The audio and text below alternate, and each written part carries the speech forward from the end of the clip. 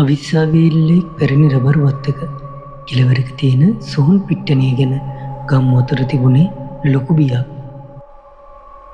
ඒ වත්තේ මුරකාරයා වුණු ගුණපාල ඒවා වැඩි ගණන් ගත්තේ නැහැ. හැම පෝයකම රෑ 1ට විතර සොහොන් මැදින් මහා හයියෙන් hina වෙන සද්ද සහ පිගම් කෝප්ප හැප්පෙන සද්ද ඇහෙනවා.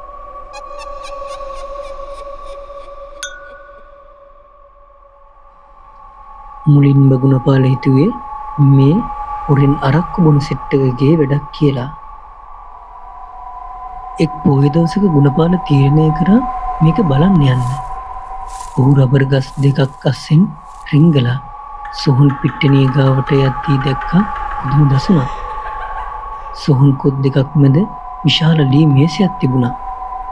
ඒ මත විවිධ කෑම වර්ග පිරීලා. ඒ වටේ සුදුරෙදි පුරවගත්ත 4 දෙනෙක් වාඩි වෙලා මහා සතුටින් කෑම කනවා. එකපාරටම ඉන්න එක්කෙනෙක් ගුණපාල දෙසට හැරිලා අත වැනුවා. ගුණපාල ඇයි ඔතන ඉන්නේ? ඉන්න අපිත් එක්ක වාඩි වෙන්න.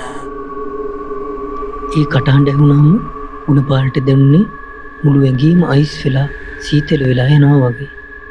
මොකද ඒ කටහඬ මීට අවුරුදු 2කට කලින් මැරුණ ඔහුගේම පියාගේ කටහඬට සමානයි. මේවා ප්‍රේත මායාවන්. කුම්බාණ්ඩව මිනිස්සුන්ව පොළඹවා ගන්න ඒ අයගේ සමීපතීන්ගේ කටහඬවල් පාවිච්චි කරනවා. උන්නේ මේසේ මත තියලා තියෙන්නේ කෑම නෙමෙයි. මනුෂ්‍ය මස් සහ ලේ.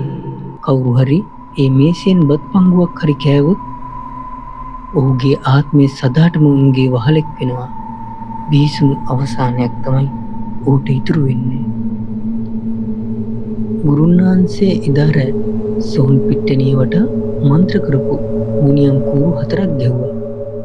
එක පාරටම සොහොන් යටින් මහා කෙඳිරිලි හඬක් ඇහෙන්න ගත්තා. පොළොව මතු පිට තිබුණු ඒ මායාකාරී මේසේ අළු වෙලා ගියා. හැබැයි දිනපොතේ අන්තිමට ගුරුන්වහන්සේ මෙහෙම අනතුරු වගේමක් ලියලා තියෙනවා. මම බන්ධනය කළේ සොහොන් පිට්ටනියක් විතරයි. හැබැයි ඒ කුම්බාණ්ඩයෝ දැන් ඉන්නේ බඩගින්නේ. උන් දැන් ගම්මානයට රිංගන්න බලන් ඉන්නවා.